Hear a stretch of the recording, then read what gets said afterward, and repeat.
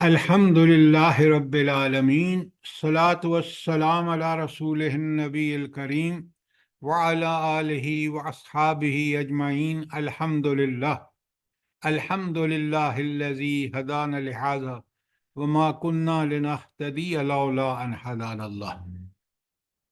رب اشرح لی صدری ویسر لی امری واحلل عقدۃ من لسانی یفقہوا قولی، آمین یا رب العالمین۔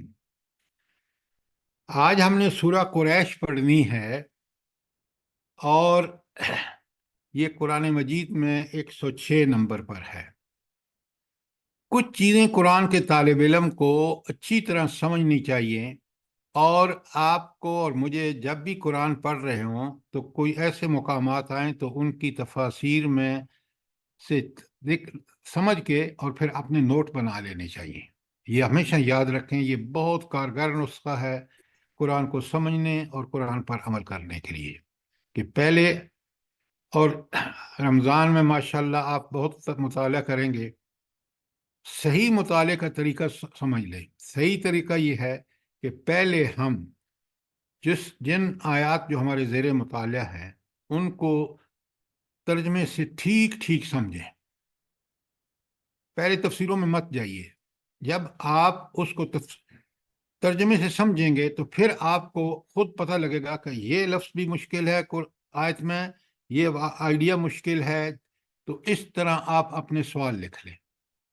اب یہ سوالوں کے بعد آپ جائیں تفاسیر میں، اور پھر ان کا جواب ٹھیک ٹھیک وہاں سے معلوم کر لیں۔ اب انشاءاللہ یہ آیت اس ساری پڑھنے کے بعد اور نوٹس بنانے کے بعد آپ کے لیے ہمیشہ کے لیے کلیئر ہو جائے گی۔ اور جب اس طرح آپ کچھ آیتیں کر لیں گے پھر آپ کو بالکل اچھی طرح سمجھ آ جائے گا، اور آپ کو انشاءاللہ زیادہ دیر نہیں لگے گی ان چیزوں کو ڈھونڈنے اور اپنے نوٹس بنانے میں۔ اس حوالے سے کوئی سوال ہو تو ضرور کریں۔ یہ بہترین طریقہ ہے قرآن کی آیات کا پوری طرح مفہوم سمجھنے میں کے لیے۔ اگر آپ کے پاس کوئی اس سے بہتر طریقہ ہے تو بتائیں تاکہ سامعین اس سے فائدہ اٹھا لیں۔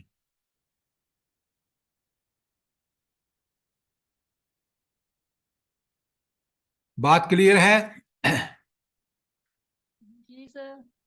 جی سر۔ اچھا، اب ہم چلتے ہیں۔ آج اسی صورت میں ہم دیکھیں گے کہ، اور پھر ہم کوشش کریں گے کہ ہم اس کو کیسے سمجھیں۔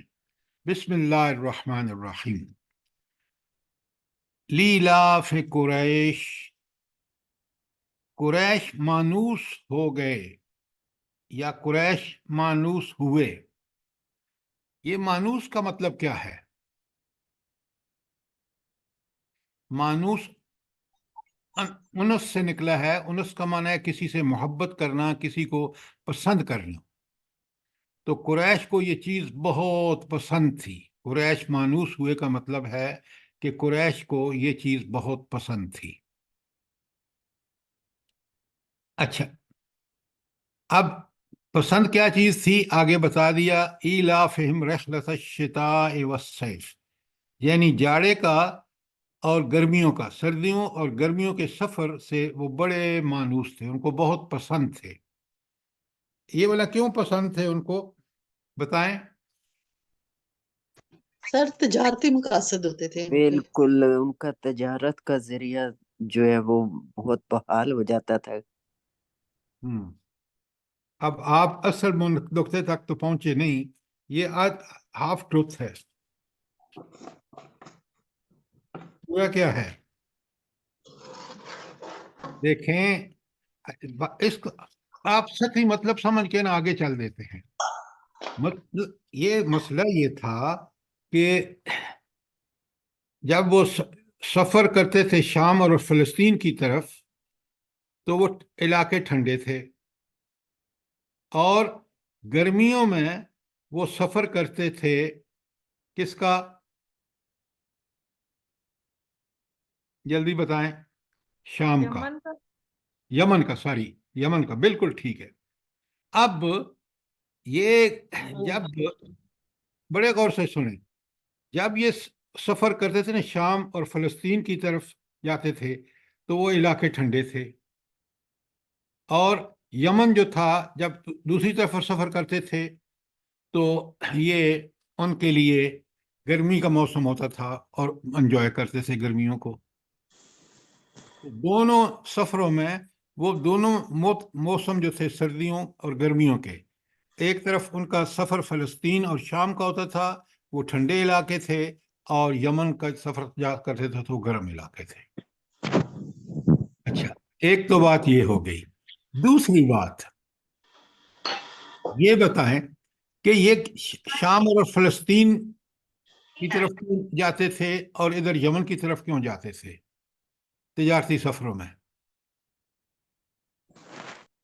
یہ وہ چیزیں جب تک سمجھ میں نہیں آئیں گی آپ کو صورت پوری سمجھ نہیں آئے گی۔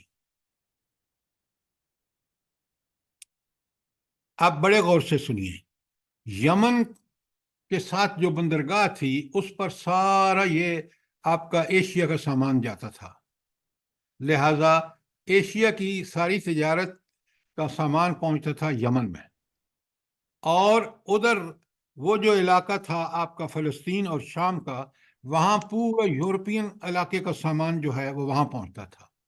تو اس طرح ان دونوں سفروں میں وہ پورے دنیا کا سامان خریدنا فروخت کرنا جو بھی ان کو کرنا ہوتا تھا، یہ سب اپرچونیٹیز ان دونوں جگہوں پر اویلیبل تھی۔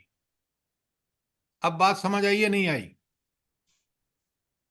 تو مانوس اس لیے تھے، ان کو پسند یہ سفر اس لیے تھے کہ ان کی ایکسیس اس تجارتی سامان تک ہو جاتی تھی، ادھر فلسطین اور شام میں جو یورپ سے آتا تھا، اور ادھر جو ایشیا سے جاتا تھا یمن میں، تو یہ دونوں طرف سفر کر کے یہ دونوں چیزوں تجارت کے حوالے سے ان کو پوری دنیا کے ٹریڈنگ سامان تک ایکسیس ہو جاتی تھی۔ اب بات سمجھ آئی یا نہیں آئی؟ سوال کریں۔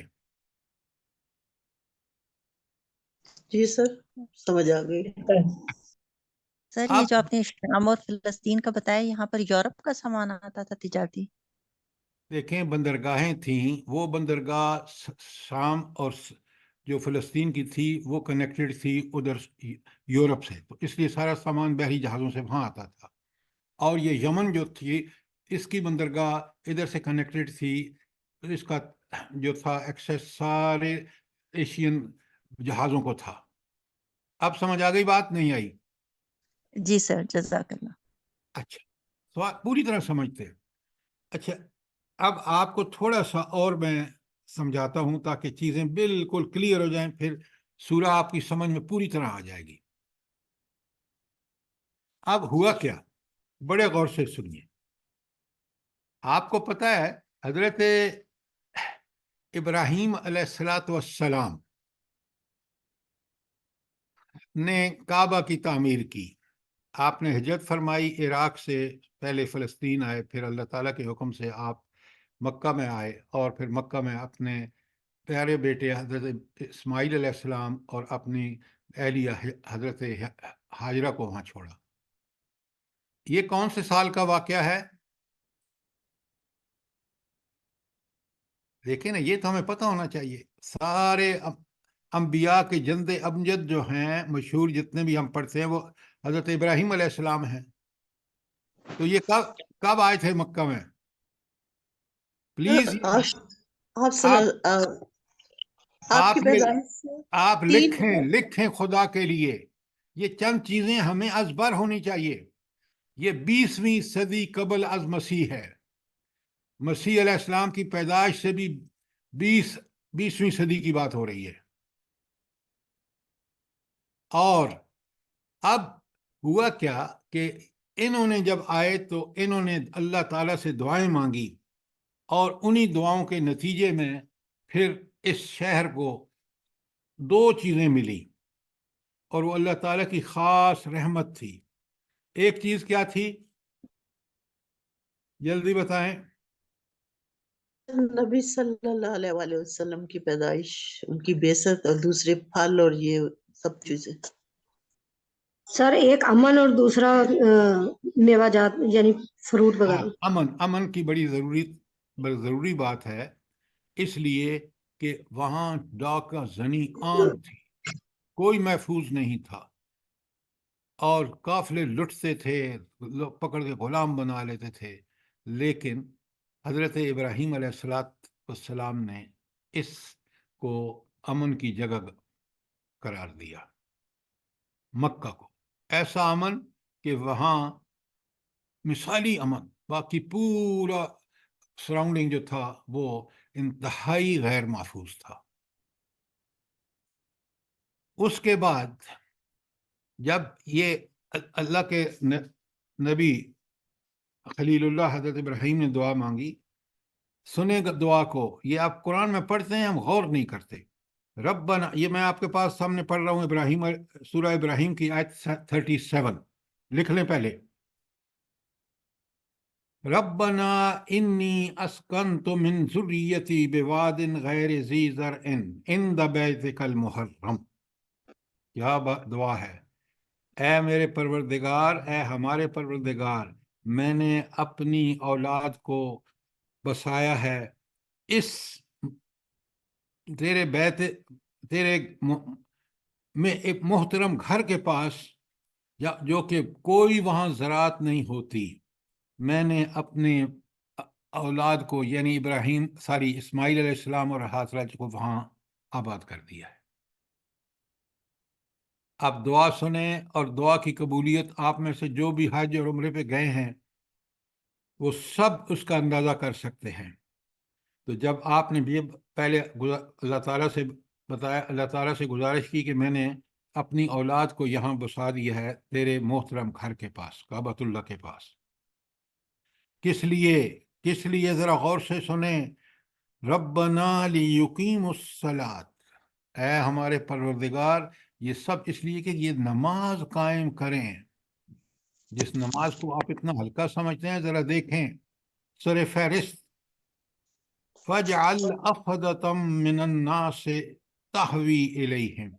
لے سے سٹ گئی ہیں، مجھے تو پتہ ہی نہیں، مطلب نہیں سی پہلے اب آپ بلوٹوتھ آن کر رہا۔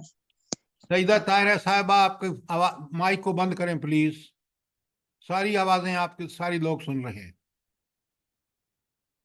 تو ربنا لیقیموا الصلاۃ، ان کو آباد کرنے کا سب سے پہلا مقصد یہ ہے کہ نماز قائم کریں۔ فَاجْعَلْ أَفْئِدَةً مِّنَ النَّاسِ تَهْوِي إِلَيْهِمْ، اور یہ میں نے اس لیے کیا ہے کہ لوگ یہاں نماز قائم کریں، لہٰذا تو لوگوں کے دلوں کو اس کا مشتاق بنا۔ آج ہر آدمی آپ سمیت اور میرے سمیت یہ تمنا رکھتا ہے کہ کاش ہم بیت اللہ کی زیارت کریں۔ یہ اللہ تعالیٰ نے ہمارے دلوں میں اس دعا کا نتیجہ ہے کہ ہم میں سے ہر آدمی اس بات کا شوق رکھتا ہے۔ اور پھر فرمایا، بڑے غور سے سنیں، وَارْزُقْهُم مِّنَ الثَّمَرَاتِ، اور ان کو کھانے کو پھلوں کا رزق دے، لَعَلَّهُمْ يَشْكُرُونَ، تاکہ یہ تیرے شکر گزار بنے۔ یہ تھی دعا، اور اس کی قبولیت کی آپ وہاں انتہا دیکھ سکتے ہیں۔ میں نے خود دیکھا، عمرے پہ جب گیا تو میں امریکہ سے ہو کے آیا تھا پڑھ کے، تو میں نے دیکھا کہ وہاں آپ کو کیلیفورنیا کا سیب مل رہا ہے، وہاں آپ کو افریقہ کا کیلا مل رہا ہے، وہاں ہر فروٹ دنیا کے کونے کونے سے پہنچ رہا ہے۔ یہ اس دعا کا نتیجہ تھا۔ آج بھی آپ دیکھیں، جس جگہ جو فروٹ پڑا ہوتا کبھی ختم نہیں ہوتا، حج کے زمانے میں کتنی خلقت وہاں ہوتی ہے۔ یہ تھی دعا، اور یہ تھی اس کی قبولیت۔ لیکن اب یہاں بیچ میں تھوڑا سا سمجھیے بات کو، ہوا کیا کہ یہ دعا بھی ہو گئی، سب کچھ ہو گیا۔ اب وہاں حضرت اسماعیل کی اولاد بڑی پھلی پھولی، لیکن اب یہ 20ویں صدی قبل مسیح کا واقعہ ہے کہ جب یہ دعا مانگی گئی، قبولیت ہو گئی۔ اب حضور نبی کریم صلی اللہ علیہ وآلہ وسلم کی پیدائش کب ہوئی ہے؟ 571 عیسوی میں، 9 ربیع الاول 571 عیسوی تھی، سوموار کا دن تھا۔ یہ کوئی کتنا لمبا پیریڈ ہے، آپ ذرا غور فرمائیں. تو جب حضرت ابراہیم کی سوری حضرت اسماعیل کی اولاد پھلی پھولی تو یہ لوگ جا کے دوسری جگہ پہ آباد ہو گئے، پھیل گئے اور آبادی ہو گئی عرب کے علاقوں میں. اب ہوا یہ کہ ان میں سے ایک بڑے عرصے کے بعد ایک شخص جس کا نام ہے کسی، یہ انہی کی اولاد میں سے ہے کسی، اور یہ شخص سب کو پہلے جمع کرتا ہے کعبۃ اللہ میں لا کے، جمع کر کے، اور ان کے ایک بیٹے ہیں عبد مناف. اور عبد مناف پہلے تو اس نے سب کو جمع کر دیا، اور عبد مناف جو تھے یہ انہوں نے خوب تجارت کے حوالے سے، کہ تاکہ مکہ میں، کیونکہ ایک تو حج کے موقع پر لوگ جمع ہوتے تھے، دوسرا کیونکہ اس کے اندر کعبۃ اللہ تھا، تو انہوں نے یہ فیصلہ کیا کہ یہاں ہم اس کو تجارت کا مرکز بنائیں. ان کے 4 بیٹے تھے، عبد شمس، ہاشم نمبر 2، مطلب نمبر 3، اور نوفل نمبر 4. یہ 4 بیٹے تھے عبد مناف کے. اور اس میں ہاشم جو ہیں وہ دادا ہیں حضور نبی کریم صلی اللہ علیہ وآلہ وسلم کے. ایکسکیوز می سر، پردادا ہیں؟ جی پردادا ہیں؟ ہاں، عبد المطلب دادا ہیں اور ہاشم پردادا ہیں، بالکل ٹھیک کہا آپ نے. اچھا، اب انہوں نے، عبد المناف نے اور ان کے بیٹوں نے، 4 بیٹے ہیں، میں نے پھر بتا دیتا ہوں، عبد شمس، ہاشم، مطلب اور نوفل. انہوں نے وہاں بڑی بھرپور کوششیں کی، اور اس کوشش اور محنت کے نتیجے میں کیا ہوا کہ یہ ایک بین الاقوامی تجارت کا مرکز بن گیا ترقی کرتے کرتے مکہ. اور اس طرح یہ مرکز مکہ میں ایک تجارتی مرکز بن گیا. دوسری طرف انہوں نے کمال کی محنت کی کہ انہوں نے حاجیوں کو پانی پلانا، کھانے کھلانے کا زبردست بندوبست کیا. اب ایک طرف تجارتی مرکز کہ ان کو آمدنی کا کوئی مسئلہ نہیں رہا، دوسری طرف اس کام کر کے انہوں نے حاجیوں کو پانی پلا کر، کھانا کھلا کر، بہترین بندوبست کر کے انہوں نے لوگوں کے اندر اپنی بڑی الفت پیدا کر دی. تو اس لیے ان 4 بھائیوں کو اصحاب الایلاف کہتے ہیں. یہ ایلاف کا لفظ ان بھائیوں کے، کہ انہوں نے جو کام کیے اس سے جو لوگوں کے اندر محبت اور پسندیدگی پیدا ہوئی، اس لیے ان 4 بھائیوں کو، عبد مناف کے بیٹوں کو جو ہے وہ اصحاب الایلاف کہتے ہیں، کہ الفت پیدا کر دی انہوں نے. ساتھ ہی انہوں نے ایک اور کام کیا. اچھا، بھلا اس کا کیا فائدہ ہوا ان کو کہ کعبۃ اللہ کے متولی تھے اور حاجیوں کی بڑی خدمت کرتے تھے؟ تو اس کا فائدہ یہ ہوا ان کو کہ لوگ یہ سفر کرتے تھے تو ان کو کوئی چھیڑتا نہیں تھا، ورنہ وہاں آپ کو پتہ ہے کہ کس قدر ان سیف تھا سفر کرنا، لوٹ مار، قتل و غارت، ان کے ساتھ اوپر کوئی ہاتھ نہیں اٹھاتا تھا. تو اس کا فائدہ ان کو یہ ہوا کہ ان کے تجارتی قافلے بغیر کسی روک ٹوک کے چلتے تھے.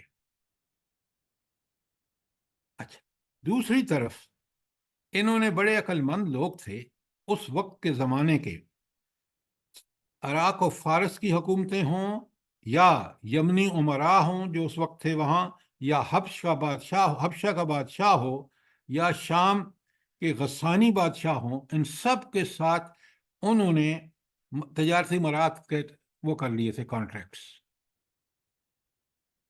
تو ان کا سفر کرنا بھی آسان ان حکومتوں میں، کیونکہ ان کی تجارتی مراعات حاصل کر لی تھیں. یہ ہے وہ مسئلہ کہ جس کے لیے آپ قرآن میں سمجھتے ہیں، یا قرآن میں ہمیں بتایا جاتا ہے کہ ایلافہم رحلۃ الشتاء والصیف.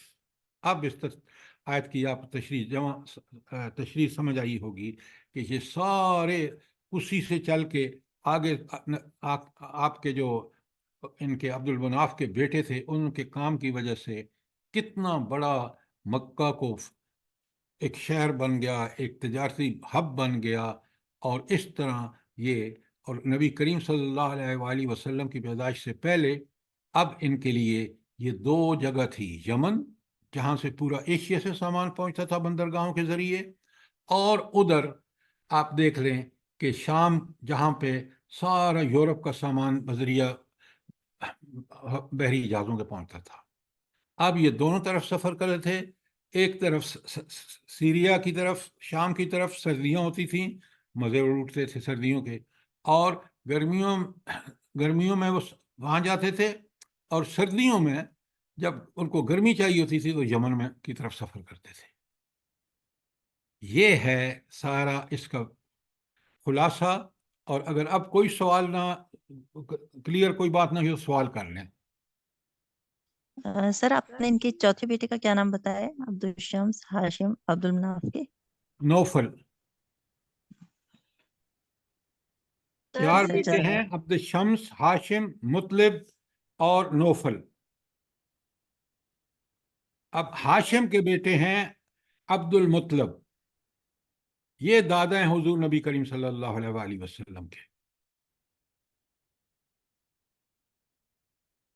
ٹھیک ہو گیا؟ جی سر، جزاک اللہ۔ دیکھیں سر ادھر یہ جی لکھا ہوا سردیوں میں یمن کا رخ کرتے تھے، یہ تشریح میں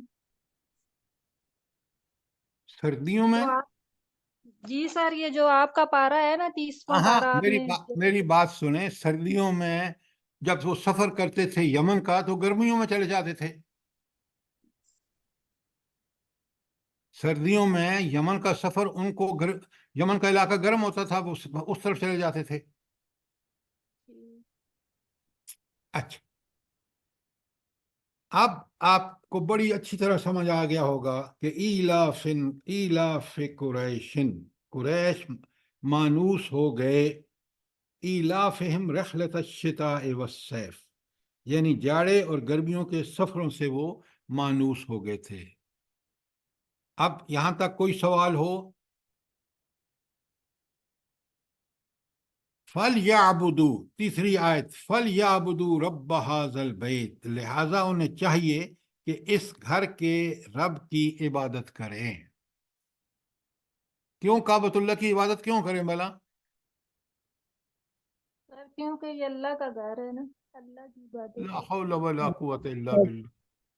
اب کیونکہ آیت سر کی بات یہ، سر اس لیے کہ کیونکہ اللہ تعالیٰ نے یہ تمام نعمتیں ان کو عطا فرمائی ہیں، اور اسی کے سر ابراہیم علیہ السلام کی دعا اور ان کی وہ ہے اللہ کا حکم اور ابراہیم علیہ السلام کی دیکھیں نا، یہی آپ یہ لوگ ساری نعمتیں ان کو خدا اللہ کے تعالیٰ کے لیے، اس گھر کی خدا وجہ کے سے لیے مراد وغیرہ ملی ہیں۔ مہربانی کریں، اس آیت کے اندر رہ کے تشریح کریں، سنی سنائی ادھر کی ادھر مت جوڑ دیں۔ یہ وہ سفر، یہ جو ان کے سیکیورٹی اور سیفٹی تھی، یہ اس وجہ سے تھی کہ وہ اللہ کے گھر کے خدام تھے۔ یہ جتنی مراد ان کو مل رہی تھیں، یہ صرف اور صرف اس وجہ سے کہ وہ اللہ کے گھر کے خدام تھے۔ ایک اور واقعہ اب دیکھیں نا، آپ جب جو جوڑیں گے تو پھر بات سمجھ آئے گی۔ ابھی آپ کو پتہ ہے کہ یہ جو ابرہہ کا کل واقعہ میں نے آپ کو بتایا ہے، ابرہہ جو تھا وہ یمن کا بادشاہ تھا، اور آپ کو پتہ ہے اس نے کلیس وہاں بنوایا، ایسا کعبہ طرز کا ایک وہاں اس نے خود بنوایا کہ تاکہ لوگ وہاں جانے کی بجائے یہاں آئیں، اور یہ وہ تجارتی مراد جو وہاں لوگوں کو حاصل ہیں وہ یہاں میں کر دوں، حبشہ میں، اور تاکہ ہمیں وہ سارا کچھ مل جائے جو مکے کے والوں کو ملا ہوا ہے کعبۃ اللہ کی وجہ سے۔ اور پھر آپ نے کل سنا ہے، آپ مہربانی کر کے ان چیزوں کو نوٹ فرمائیں کہ جب اس نے حملہ کیا 60,000 فوج کے ساتھ حبشی لے کے آیا حبشہ سے، اور بڑے سارے ہاتھی اس کے پاس تھے، اس لیے اس کو اصحاب الفیل کہتے ہیں۔ اب جب وہ اتنا بڑا لشکر لے کے نکلا، وہ سیدھا آ کے اس نے ڈیرے ڈال دیے اور اس نے میسج بھیج دیا عبد المطلب کو، نبی کریم صلی اللہ علیہ وسلم کے چچا کو، کہ بھائی میں تو آیا ہوں کعبہ ڈھانے کے لیے۔ آپ کو پتہ ہے اس کو ایک اور جو وہاں زک پہنچی وہ یہ تھی کہ کسی نے وہاں اس کو گندا کر دیا، پخانہ کر دیا جو اس نے بنایا تھا کعبہ۔ اب جب وہ اس نے میسج بھیجا، انہوں نے کہا بھائی دیکھو اونٹ ہیں ہمارے، وہ ہمیں واپس کر دو، تو تم نے قبضے میں لیے ہیں، اور تم جانو اور اللہ جانے، اللہ کا گھر ہے وہ حفاظت کرے گا۔ اللہ تعالیٰ نے ایسی حفاظت فرمائی کہ 60,000 کا لشکر ابابیلوں کے چھوٹے چھوٹے پتھروں سے ایسا برباد ہوا کہ اس کے واپسی جب بھاگے تو اس کے لوگ مرتے گئے، اور کعبۃ اللہ سے لے کر مکہ سے لے کر یمن تک لوگوں مرے ہوئے لوگ جو تھے اس کی فوج کے، وہ لوگوں نے دیکھے۔ تو لوگوں نے جب یہ سب مناظر دیکھے تو ان کو سمجھ آیا کہ یہ کعبۃ اللہ واقعی اللہ کا گھر ہے، کہ جس کی برکت سے آج دیکھیں اس اتنے بڑے لشکر کا کیا حشر ہوا۔ اس سے اور ان کے دلوں میں کعبۃ اللہ کی عزت اور تحریم اور تکریم بڑھ گئی۔ پہلے بات کو سمجھتے ہیں، پھر دیکھیں نا، ادھر کی ادھر لگا دینا، ادھر کی ادھر لگا دینا، قرآن کے ساتھ ناانصافی ہے۔ لہذا یہ ہے وہ بات کہ فَلْيَعْبُدُوا رَبَّ هَذَا الْبَيْتِ، اس گھر کی برکتیں یہ دیکھ رہے ہیں جو قریش ہیں، اور پھر اس خاص کر اس ایونٹ کے بعد کہ یہ جو واقعہ ہوا ہے ابرہا کا، اس سے تو پوری دنیا کو پتہ چل گیا کہ یہ گھر واقعی محترم ہے، یہ واقعی کعبۃ اللہ ہے۔ اور اسی کی وجہ سے ساری سیفٹی، ہر طرح کے سفروں میں جو لوگ ان کی عزت کرتے ہیں ان کو کوئی لوٹتا نہیں ہے، اور پھر ہر طرح کی ان کی عزت اس گھر کی وجہ سے ہے۔ اس لیے فرمایا فَلْيَعْبُدُوا رَبَّ هَذَا الْبَيْتِ، لہذا انہیں چاہیے کہ اس گھر کے رب کی عبادت کریں۔ یہ ساری جو برکات ان کو ملی ہوئی ہیں، یہ جو حضرت ابراہیم کی دعا کی وجہ سے دنیا کے پھل آ رہے ہیں یہاں پر، یہ جو ان کی کو اللہ تعالیٰ نے وافر رزق دے دیا ہے، امن دے دیا ہے۔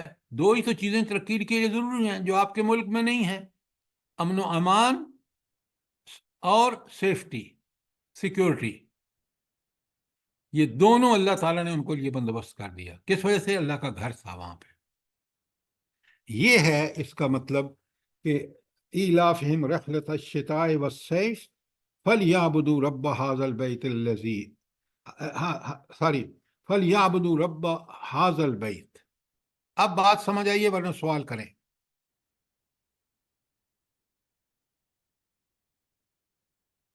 کوئی سوال ہے؟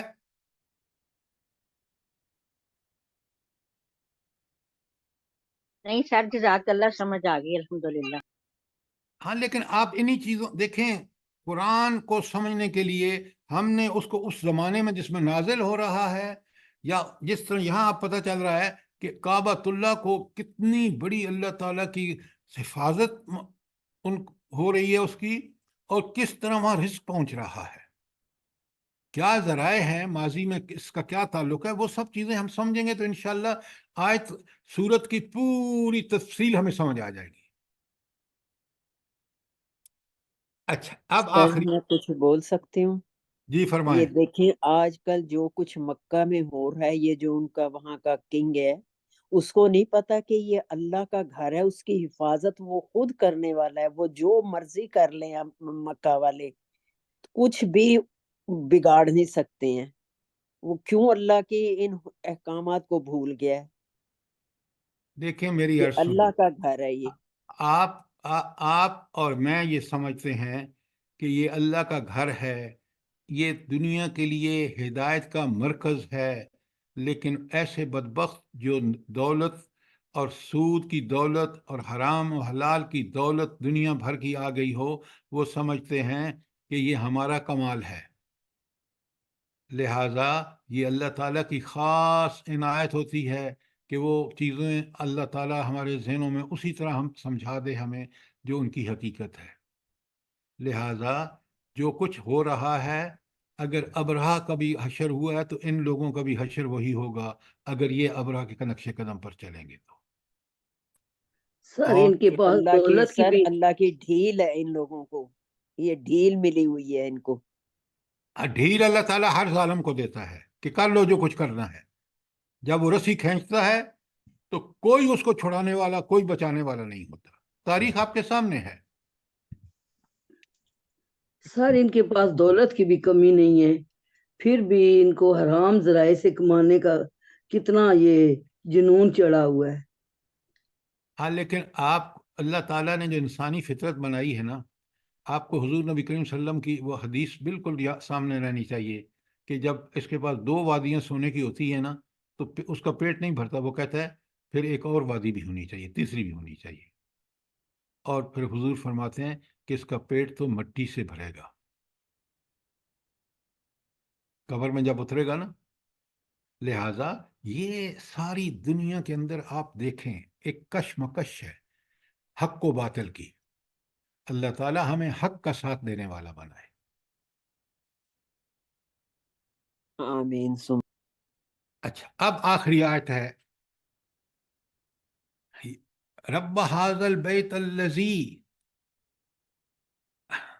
وہ گھر جو اللہ کا گھر ہے، اور وہ اطعمہم من جوع، اس نے بھوک میں، قحط میں سے ان کو بچا کر کھانا دیا.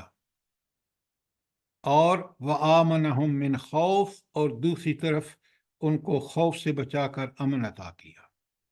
کسی ملک کی ترقی کے لیے یہ 2 ہی فیکٹرز ہیں، ایک امن و امان اور دوسرا مادی ذرائع. تو اللہ تعالیٰ کے نبی خلیل اللہ کی دعا سے یہ دونوں چیزیں وہاں میسر تھیں، اور اللہ تعالیٰ کا احسان ہے کہ اس گھر کی وجہ سے یہ سب چیزیں وہاں موجود ہیں.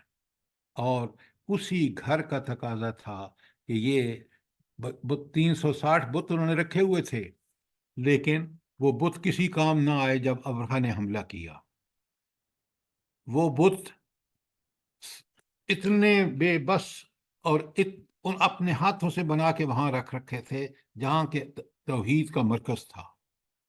تو بدبختی دیکھیں، اللہ تعالیٰ ان سے فرما رہے ہیں کہ دیکھو میرے گھر کی وجہ سے تمہیں امن بھی ملا، تمہیں حضرت ابراہیم کی دعاؤں کو میں نے قبول کر کے تمہیں رزق بھی دیا، وافر پھلوں کا رزق دیا. لہٰذا تمہیں چاہیے کہ تم اس گھر کی قدر کرتے ہوئے اللہ ہی کی عبادت کریں، جس کے گھر کی وجہ سے تمہیں یہ سارے اعزاز حاصل ہیں. کوئی سوال ہو جو سورہ قریش کے بارے میں کلیئر نہ ہوا ہو؟ سر جی ایک آیت سورہ قصص کی میں بھی واضح کر کے بتا دیا گیا ہے، آیت پڑھ سکتی ہوں سر جی؟ جی پڑھیں پڑھیں. اولم نمکن لہم حرما آمنا یجبا الیہ ثمرات کل شیء رزقا من لدنا ولکن اکثرهم لا یعلمون. جزاک اللہ، جزاک اللہ، بہت زبردست. کہ حرم کے ارد گرد سے لوگ اچک لیے جاتے ہیں، اور حرم ہے کہ پوری دنیا کے لیے ایسی امن کی جگہ ہے کہ جہاں کبھی کوئی اگر کسی کا باپ کا قاتل بھی پہنچ جائے تو اس کو وہاں وہ چھیڑ نہیں سکتا. تو یہ تھا حرم. اللہ تعالیٰ فرماتے ہیں اولم نمکن لہم، کیا یہ واقع نہیں ہے کہ ہم نے اسے ایک پرامن حرم کو ان کے جائے قیام بنایا؟ سبحان اللہ. آمن یجبا الیہ ثمرات، اس پر وہاں پھل پہنچائے جاتے ہیں. کل شیء رزقا من لدنا، ہماری طرف سے رزق کے طور پر ہر چیز پہنچائی جاتی ہے. ولیکن اکثرہم لا یعلمون، بلکہ مسئلہ کیا ہے کہ اکثریت جو ہے وہ ان چیزوں کو نہیں سمجھتی، وہ اس چیزوں کو نہیں جانتے. بڑی پیاری آیت ہے. اگر اس آیت ہم اس کے ساتھ اس کو رکھ کے پڑھیں جو پہلی آیت میں نے آپ کو بتائی ہے، آیت نمبر 37 ابراہیم کی. ایک اور آیت بھی سر سنی، یہ جو انہوں نے پڑھی ہے وہ کون سی آیت ہے؟ سورہ سورہ قصص کی 57. 67 57 ایک اور آیت لکھیں سورہ عنکبوت کی 67 میں پڑھ رہا ہوں عنکبوت 67 اولم یرو کیا یہ غور نہیں کرتے کیا یہ نہیں آنکھیں کھول کے دیکھتے ان جعلنا حرما آمنا ہم نے حرم کو امن کی جگہ بنا دیا والناس من حولہم اور ان لوگوں کے لیے جو گرد و پیش میں ہیں وہ اچک لیے جاتے ہیں ساتھی یہاں غلطی ہو گئی ہے جی وَيُتَخَطَّفُ النَّاسُ ہاں میرے اس میں سوری پرنٹ نہیں ہوا جزاک اللہ جزاک اللہ تو یہ اللہ تعالیٰ کے انعامات ہیں آگے فرمایا افبالباطل یؤمنون وبنعمت اللہ یکفرون تو کیا پھر یہ لوگ باطل کو مانتے ہیں اور اللہ کی نعمت کا کفران کرتے ہیں 3 آیتیں یہ ساتھ لکھ لیں حوالے ابراہیم کی 37 عنکبوت کی 67 اور قصص کی 57 جب تک یہ 3 آیتیں نہیں پڑھیں گے اس آیت سورہ قریش جو ہے وہ کھلے گی نہیں اس کی وضاحت کما حق نہیں ہو سکے گی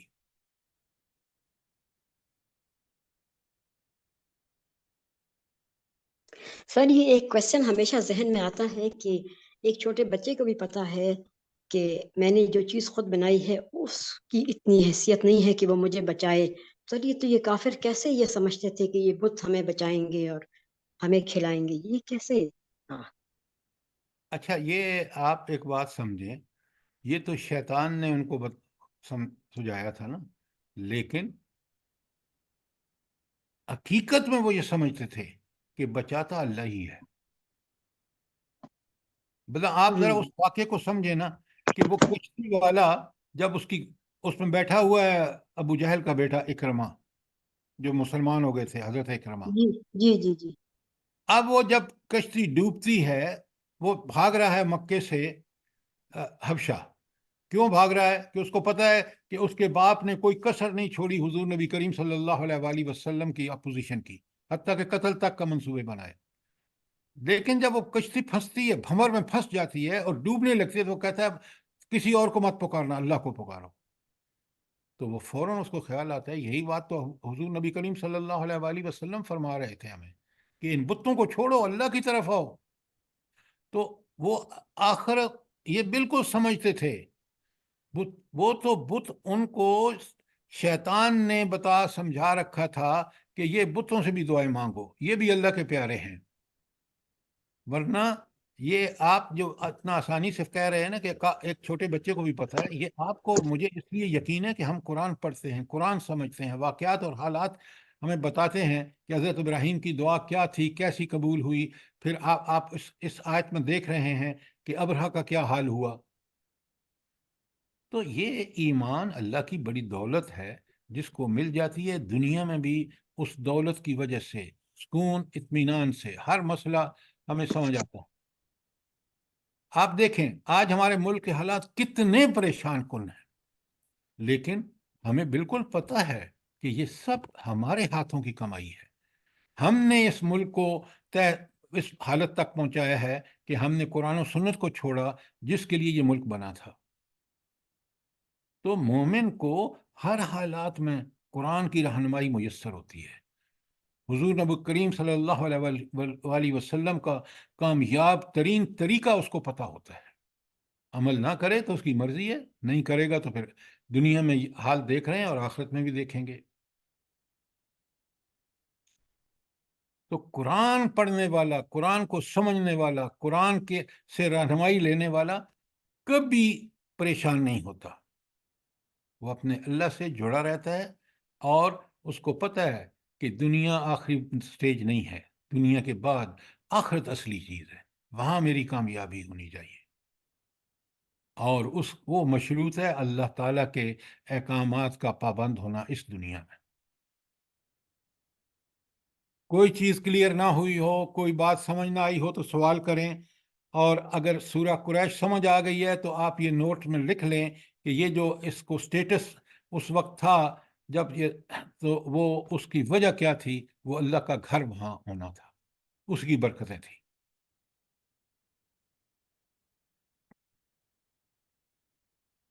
آپ ذرا اگلی صورت پہ چلتے ہیں اور بڑے غور سے سنیے، سمجھیے اور سوالات کیجئے۔ میں بھی سوال کرتا ہوں تاکہ ہم سب سمجھ کے چلیں، چیزوں کو بالکل اسی طرح سمجھیں جس طرح قرآن ہمیں سمجھانا چاہتا ہے۔ تو اگر کوئی سوال نہیں ہے سورہ قریش پر تو میں آگے چلتا ہوں۔ بسم اللہ الرحمن الرحیم۔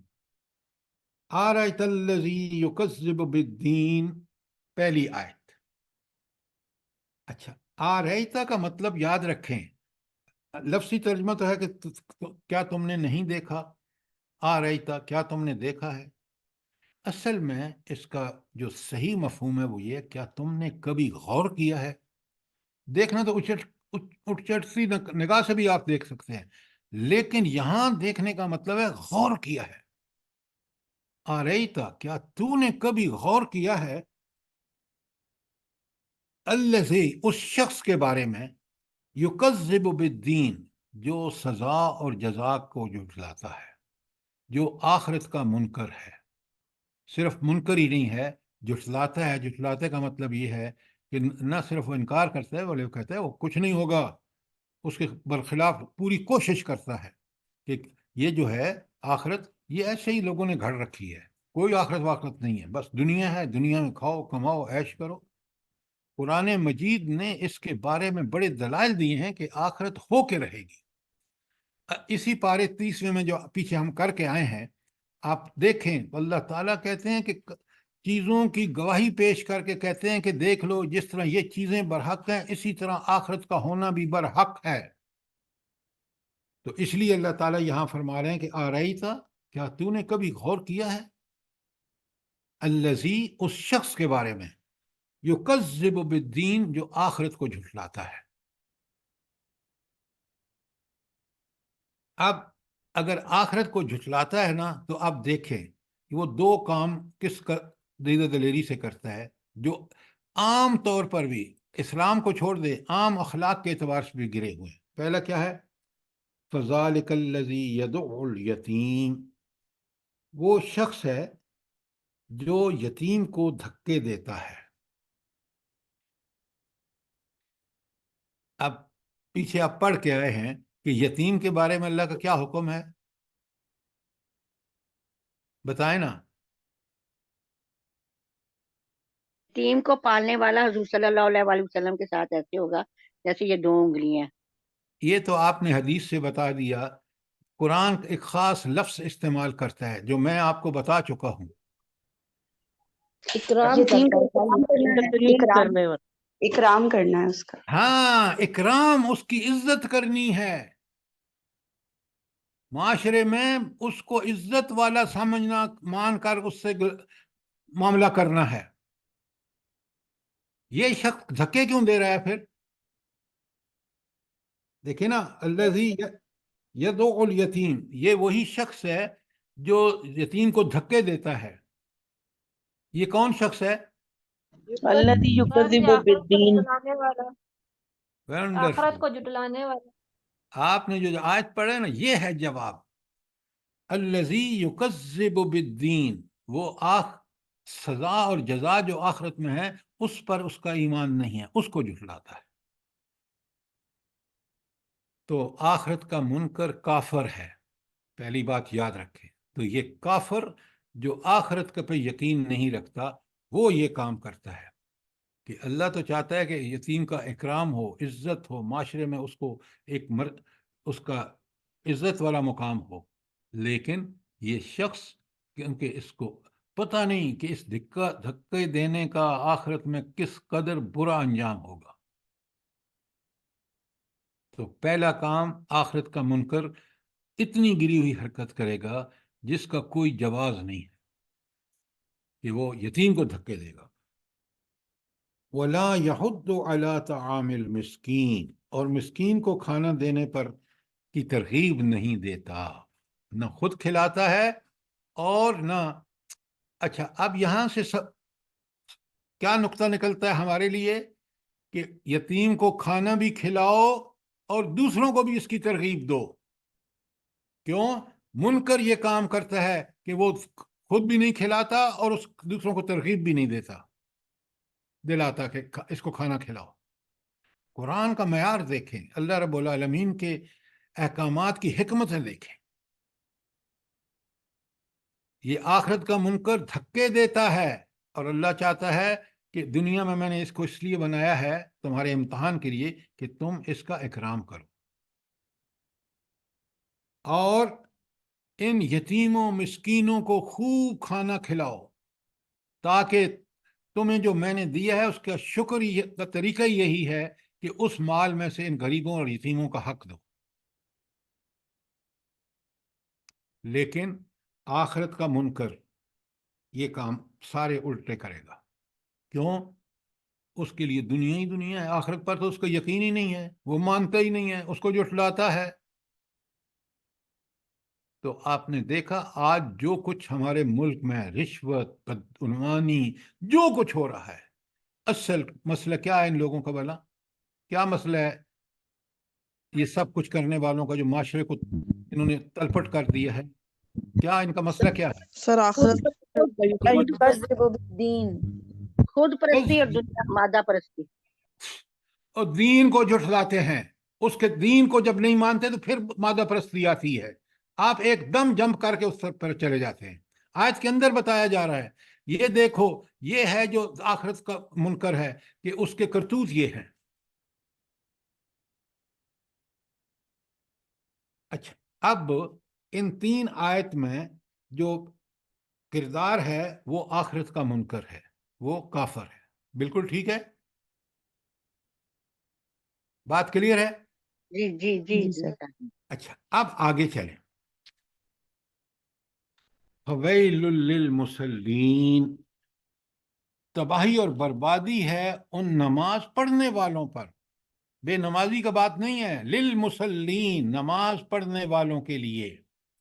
الذین هم عن صلاتهم ساہون، جو اپنی نمازوں سے غفلت برتتے ہیں.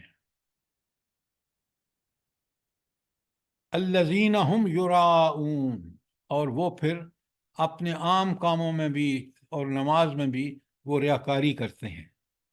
اور چوتھی بات، وَيَمْنَعُونَ الْمَاعُونَ، اور معمولی جو عام برتنے کی چیزیں ہیں وہ اپنے پڑوسیوں کو اور مانگنے والوں کو نہیں دیتے. اچھا، یہ بتائیں کہ یہ جو 4 آیتیں ہیں، 4 سے لے کر 7 تک جو میں نے آپ کے سامنے پڑھی ہیں، یہ کن لوگوں کے بارے میں ہے؟ منافقین کے بارے میں سر. جو آخرت کو جھٹلاتے ہیں سر. ایکسیلنٹ. نہیں نہیں نہیں نہیں، منافقین زبان سے مانتے ہیں، یہ بات آپ نے بالکل ٹھیک کی، لیکن جب آپ نے یہ کہا نا کہ آخرت کو جھٹلاتے ہیں، منافق جو ہوتا ہے وہ منافق اس کا کوئی عقیدہ نہیں ہوتا، وہ اپنے مفاد کا بندہ ہوتا ہے. کافروں سے ساتھ مفاد میں ہوا تو مل گئے ان کے ساتھ. آپ اپنے منافقوں کو دیکھ لیں آج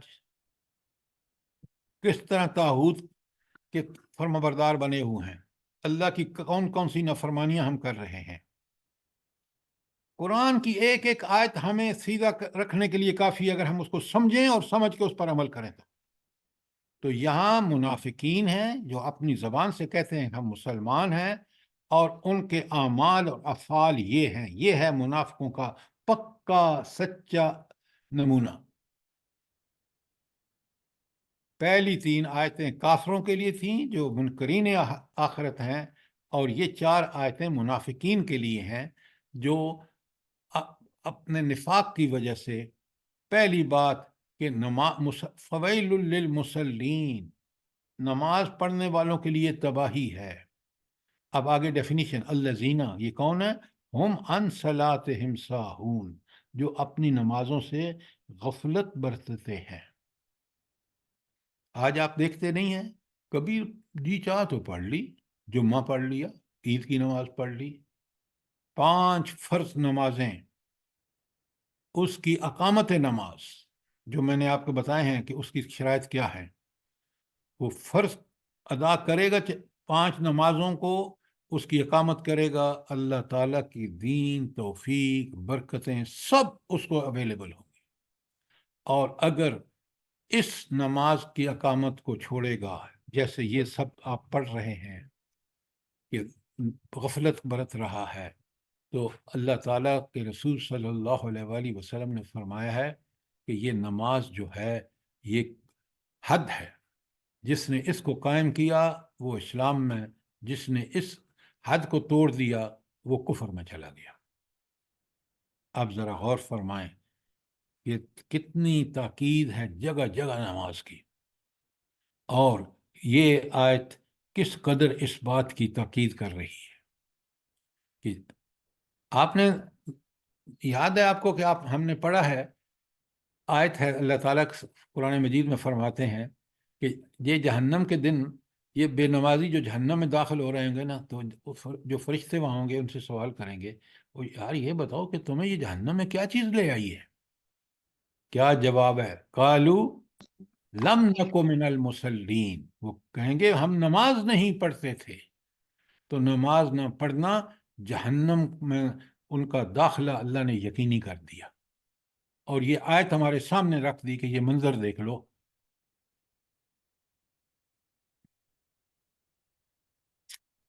اچھا سر جی یہ یمنعون الماعون کو تھوڑا سا واضح کریں۔ جی میں ابھی آ رہا ہوں، ابھی تو میں آپ کے سامنے آیت نمبر 5 پڑھ رہا ہوں۔ اب 6 نمبر، الذین ہم یراؤون، یہ کون لوگ ہیں جو ریاکاری کرتے ہیں نمازوں میں بھی اور انفاق فی سبیل اللہ میں بھی، اور پتہ نہیں کس کس میں، کہ ہمارا فوٹو لگ جائے۔ اور آپ کے ملک میں تو اس کی بھرمار ہے، پیسہ ہمارے ٹیکسوں کا، اور فوٹو کن کے لگتے ہیں وہ آپ کو پتہ ہے۔ اندازہ کریں اس سے بڑی کوئی ریاکاری ہو سکتی ہے کہ عوام کے پیسے سے گاڑیاں چل رہی ہیں اور اوپر لکھا ہے پرائم منسٹر صاحب کا نام لکھا ہے۔ غیرت بھی کوئی چیز ہوتی ہے، دکھاوے بھی کوئی انتہا ہوتی ہے۔ آج جو کچھ ہو رہا ہے وہ بھی آپ دیکھ رہے ہیں۔ تو اللہ تعالیٰ کس طرح ان لوگوں کو جن کے لیے تباہی، فویل کا لفظ اوپر ہے اور نیچے یہ آیت ہے الذین ہم یراؤون۔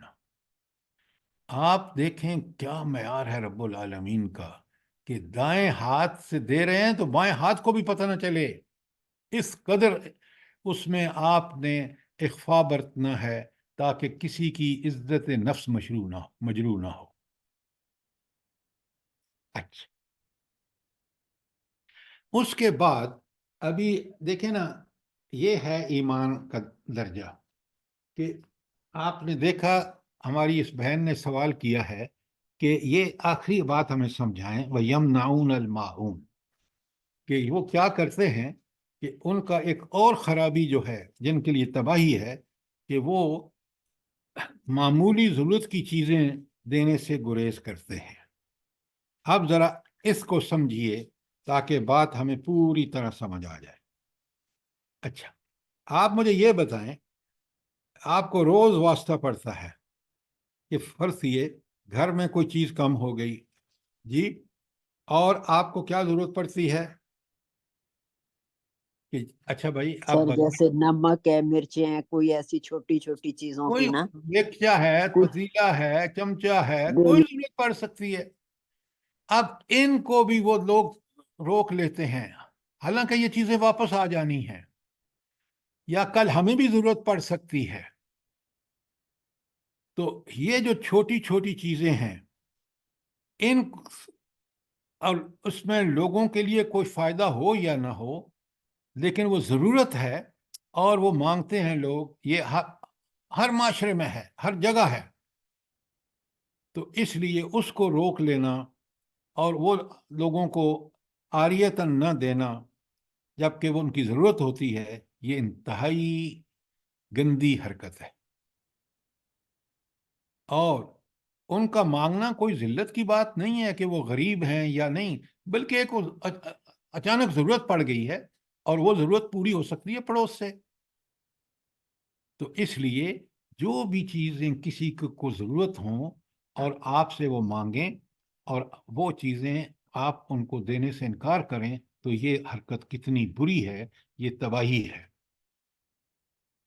تو لہٰذا ایسی چیزیں لوگوں کو ضرور دینے چاہیے، خاص کر ہمسائے والوں کو، کہ ان کے بڑے حقوق ہیں کہ جو ان کی ضرورت ہو۔ دیکھیں نا، چارپائی بستر، کسی کے ہاں مہمان آ گئے، سوچیں یہ بہت ساری چیزیں جو آپ کو روز مرہ میں دیکھنے کو ملتی ہیں۔ آپ کے تندور پہ اس نے کہا کہ آپ کا تندور گرم ہے، میں روٹیاں لگا لوں۔ تو اس طرح کے بے شمار چیزیں ہیں جو آپ کے پڑوسیوں کو یا آپ کو ضرورت پڑ سکتی ہے، اور ان کو جو روکنے والا ہے اس کے لیے کس قدر اللہ تعالیٰ کی وعید اور انذار ہے۔ اب بات سمجھ آ گئی آپ کو کہ یمنعون الماعون کا کیا مفہوم ہے؟ جی سر جی، پہلے تو یہ چیزیں بہت ہوتی تھی، اب لوگ کیوں دور ہو گئے، کیوں غافل ہو گئے اپنے حقوق سے؟ یہ آپ تو پتہ نہیں گاؤں میں رہے ہیں نہیں، میرا بچپن 50s اور 60s میں گاؤں میں گزرا ہے۔ آپ یقین مانیں، ایک گھر کا تندور وہ تپتا تھا نا، 3-4 گھر آ کے روٹیاں لگا کے لے جاتے تھے۔ ظاہر ہے وہ آپ کو تو آپ نے تو جلانا تھا، اور اسی طرح بے شمار چیزیں آنا جانا، اس سے محبت بڑھتی تھی، اس میں پڑوسیوں کے حقوق کی ادائیگی کا پورا اللہ تعالیٰ نے سامان رکھ دیا تھا۔ سر خوشی غمی میں برتن بستر سے کس طرح پوری برادری کے ایک جگہ استعمال ہوتے تھے۔ بالکل آپ نے ٹھیک کہا، بالکل ٹھیک کہا۔ یعنی اس پریشانی کا کوئی اتنا بڑا مسئلہ نہیں ہوتا تھا ان لوگوں کے لیے جن پر وہ پریشانی اللہ کی طرف سے آزمائش کے طور پر آتی تھی، کیونکہ لوگ حصہ ڈال دیتے تھے اور ان کے گھروں میں پہنچ گیا، جب ان چیز کا استعمال ختم انہوں نے واپس پہنچا دیا۔ کسی کو مانگنا بھی نہیں پڑتا تھا گھر والوں کو، یہ کتنی بڑی معاشرتی سہولت ہے، ذرا سمجھیں۔ سر یہاں میں ایک بات کرنا چاہوں گی، میرا تعلق بھی گاؤں سے ہے، آج کل اسلام آباد میں رہ رہی ہوں۔ تو ہمارے گاؤں میں جب پہلے کوئی فوتگی ہوتی تھی، آج سے تقریباً 24 سال پہلے کی بات کر رہی ہوں، تو اعلان ہوتے ہی لوگ اپنے اپنے گھروں سے چرپائی کوئی اٹھا کے لے کے جا رہے، کوئی بستر لے کے جا رہے۔ تو وہ بڑے بڑے صحن ہوتے تھے، تو جن کے گھر میں فوتگی ہوتی تھی ان کو پتہ ہی نہیں ہوتا تھا، اور اگلے 3-4 دن تک، بلکہ اس سے بھی زیادہ دن تک، کسی کے گھر سے ناشتہ آ رہا ہے، کسی کے گھر سے کھانا آ رہا ہے۔ لیکن بڑے افسوس کے ساتھ اب یہ ساری چیزیں ختم ہو گئی ہیں سر۔ جی سر، بالکل صحیح، ایسے ہی ہوتا تھا۔ آپ تو میں نے بتایا نا، میں نے تو یہ سب چیزیں خود کی بھی ہیں، دیکھی بھی ہیں، تو اس لیے مجھے پتہ ہے کہ یہ کتنی بڑی اس گھر جس پہ مصیبت آتی ہے اس کے لیے اللہ تعالیٰ کی طرف سے کتنی تائید اور نصرت ہوتی ہے۔ سر جب شادی بارات آئی ہے، کسی نے اپنے ڈرائنگ کھول دیتے تھے، یہ ہوٹلوں میں شادیاں نہیں ہوتی تھی اس زمانے میں۔ سر یہ گاؤں میں ابھی بھی ہوتا ہے، شہروں میں یہ کام نہیں ہے۔ گاؤں میں بھی اب حالات کوئی اچھے نہیں ہیں سر جی اب آج ہر کی میں دیکھ رہی تھی شادی تو بن گئے ہیں، اب گاؤں میں بھی شادی حالوں میں ہی ہوتی ہیں۔ اللہ تعالیٰ رحم کرے۔ کسی علاقے میں نا ایک شخص نے اسی طرح کسی اپنے نیبرز کے لیے سہولت کی تھی کہ ساری چیزیں ایک سٹور بنایا ہوا تھا اور اس میں ایک ڈائری رکھی ہوئی ہے، آج کل کے دنوں کی بات ہے، تو اس نے ساری ضرورت کی چیزیں کہ جو بھی اس اسٹریٹ میں جس کو جو ضرورت ہے وہ ادھر سے لے جائے، اور اس میں ڈائری میں لکھ دے کہ اس نے یہ لی ہے اس تاریخ کو، اور وہ پھر جب واپس کرے تو تب بھی لکھ دے۔ اب بھی کچھ لوگ ہیں جو اس کو مینج کر رہے ہیں، دیکھیں نا، اور یہ اس طرح بالکل وہی چیز ہے، اس کی ایک دوسری شکل ہے کہ انہوں نے مل کے اور ایک عام رفاہی کام کے لیے لوگوں نے یہ کام، یہ بہت اچھی بات ہے۔ اچھا اب ذرا آئیے نا، قرآن میں پہلی ہم نے پڑھی ہے سورت قریش، اس کے سر بارے میں میں ایک جی ایڈ کرنا چاہتی ہوں شہر کے لیے۔ جیسے اب ہم سب لوگ شہر میں رہتے ہیں، بہت سارے لوگوں کے گھروں میں کام کرنے آتی ہیں ہیلپر، ان کا آج کل کا بہت بڑا مسئلہ ہے سالن بنانا، وہ بالکل افورڈ نہیں کر سکتی ہیں۔ تو جتنے لوگوں کے گھروں میں کام کرتی ہیں ان سب کو چاہیے کہ سالن میں ان کا حصہ رکھا کریں، اور جب وہ جائیں تو ان کو دے کے بھیجیں۔ آپ دیکھیں وہ کتنی خوش ہوتی ہیں ہمارے 1-2 پلیٹ سالن دینے سے، بجائے اس کے کہ بچ جائے اور ہم پھر پھینک دیں۔ تو یہ کتنا بڑا اجر ہوتا ہے. آپ یہ بات کہہ رہی ہیں، بالکل صحیح کہہ رہی ہیں. آپ کے گھر میں فروٹ آتا ہے، آپ اس میں سے کیوں نہیں ان کو دیتے؟ بتائیں نا مجھے. جی یا الحمدللہ ان کا حصہ نکل. میں آپ پرسنل بات مت لیا کریں. میں آپ کو بتا رہا ہوں کہ یہ کام ہمارے کرنے کے ہیں. جیسے آپ بتا رہی ہیں نا بھائی، اس کے بھی تو بچے ہیں، ان کا بھی تو فروٹ کھانے کو جی چاہتا ہے، تو ہم کم کھا لیں، اس میں ان کا حصہ رکھ دیں. سر یہ آزمائی ہوئی بات ہے کہ جب فروٹ میں ان کا حصہ کرتے ہیں تو فروٹ خراب نہیں ہوتا میرا، اس سے زیادہ چلتا ہے. سب سے بڑی بات یہ ہے کہ آپ اللہ کو دیکھیں. ہم اس کے رضا کے لیے جو کر رہے ہیں، انشاءاللہ اس کا جب بدلہ ملے گا تو ہم حیران رہ جائیں گے کہ ہم نے تو چھوٹا سا عمل کیا تھا، اللہ رب العالمین نے کتنا بڑا اجر دے دیا. اور یہ سر چیز ہے یہ صورت میں اپنی. جب بھی پڑھتی ہوں کہ یمنعون المعون، تو میں کہتی ہوں یہ اتنی اہم چیز تو نہیں ہے، چھوٹی چھوٹی چیزیں کہ اس میں قرآن میں ذکر ہے. اب جب میں ڈسکشن سن رہی ہوں کہ گاؤں میں اتنی، تو اب مجھے پتہ چلا کہ یہ کیوں اس چیز کا قرآن میں ذکر آیا ہوا ہے. رب کے احکام حکموں میں بڑی حکمت ہے، یقین مانیں. جتنا ہم سوچیں گے نا، جتنا اس پہ ہم عمل کریں گے، پھر اس کی حکمتیں اور کھلتی چلی جائیں گی. بے شک بے شک. سر جی ایک سوال پلیز. جی حکم. سر جی ایک سوال سن لیں. سر جی مجھے نا کچھ دن پہلے ایک فون آیا تھا، وہ کہہ رہی تھی کہ میرے پاس ایک روم فریج ہے، تو وہ کسی کا کوئی مسئلہ بنا تو ان کی بیٹی الگ ہو گئی، تو انہوں نے کہا کہ وہ کہہ رہی ہیں کہ مجھے تم اپنا نا روم فریج دے دو اپنی بیٹی کے لیے، کہ نہ وہ 3 مہینے تک یوز کرے گی. تو وہ جو ہے وہ کیا وہ دے سکتی ہے پھر اس طرح اپنا فریج؟ دیکھیے یہ چیزیں جو ہے نا، اس کا اللہ نے حکم نہیں، لکشریز آئٹم ہے. آپ کسی غریب کا کیوں نہیں سوچتی؟ یہ لوگ دیکھیں، مجھے بڑی حیرت ہوتی ہے. آپ آج سب دیکھ لیں، بچے ٹھنڈا پانی پیتے ہیں، گلے خراب. بھائی قدرتی چیزیں. اب آپ کسی کو فریج اس لیے دیں کہ اس کی لکشری، یہ اس سے بہتر ہے کہ آپ کسی غریب کو کھانا کھلائیں، کسی غریب کی مدد کریں. ان چیزوں میں لکشریز میں مت کسی کی ہیلپ کریں، نہ خود لکشریز کے عادی ہوں، نہ دوسروں کو لکشریز پہ ابھاریں. انہی چیزوں نے تو ہمیں دین سے دور کر دیا ہے. جی سر جی میں نے منع کر دیا تھا انہیں کہ یہ بالکل. نہیں دی جا سکتی. سر یہ مجھے آیت کا دیکھیں، اس میں لکھا ہوا ہے نا، ریاکاری کرتے ہیں اور دکھلاوا کرتے ہیں.